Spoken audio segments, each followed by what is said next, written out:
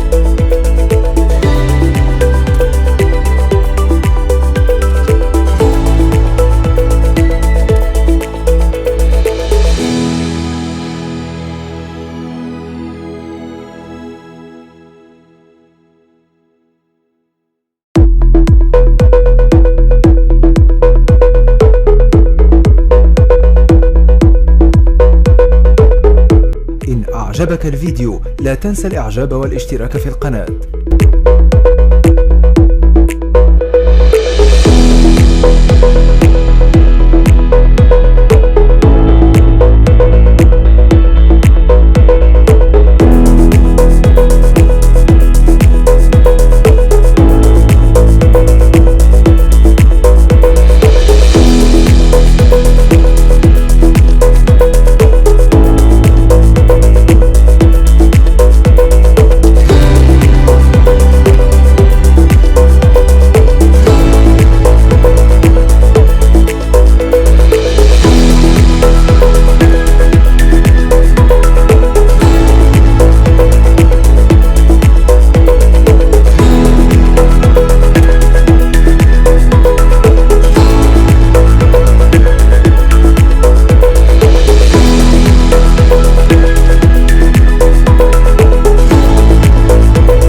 ثانيا، لإنشاء قناة يوتيوب احترافية اسأل نفسك هذه الأسئلة: لماذا تريد إنشاء قناة يوتيوب؟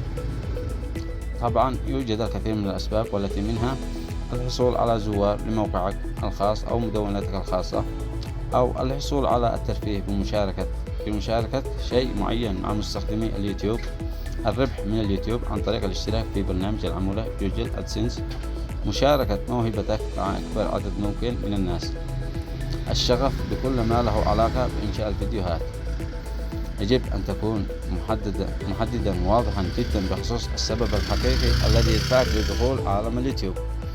وإذا كنت تريد الربح من اليوتيوب، فما هي الطريقة التي سوف تستخدمها لتحقيق أرباح؟ هنا عليك أن تتذكر أن النجاحات تتحقق فقط لمن يدركون جيدا الاتجاه الذي يذهبون فيه، ويعرفون جيدا الغاية التي يسعون إليها. ما هو الشيء الذي سوف تتحدث عنه قناتك على اليوتيوب؟ ما هو المجال الذي سوف تختص به أو تتمحور حوله فيديوهاتك؟ هناك الكثير والكثير من أفكار قنوات اليوتيوب الناجحة، والتي يمكنك التقاط واحدة منها والتخصص فيها في كل محتوى فيديوهاتك. التخصص هو ما سوف يجعل قناتك تحقق نموا مستمرا ودائما. هل اختيارك لفكرة قناة يوتيوب معينة ناتج عن اهتمام حقيقي؟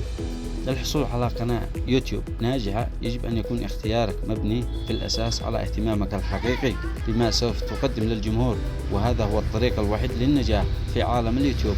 فقط اختر الشيء الذي تفكر فيه دائما وتحب التحدث عنه دائما ولديك أكبر قدر من المعلومات حوله. ما هو الجمهور الذي سوف تستهدفه قناتك على اليوتيوب؟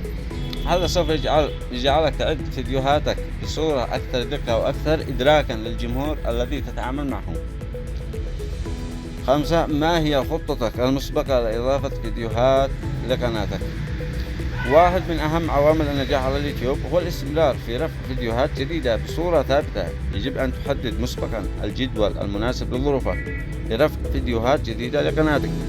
هل ستكون مرة أو مرتين أو 3 أسبوعيا؟ يجب أن تخطط جيدا لذلك وتكون ملتزما بما قررت على المدى البعيد. فلا أحد ممكن ممن يتطلعون للنجاح من اليوتيوب يريد أن يكون بعيدا عن قناته بدرجة تجعل متابعيه ينسونه. إن أعجبك الفيديو لا تنسى الإعجاب والاشتراك في القناة.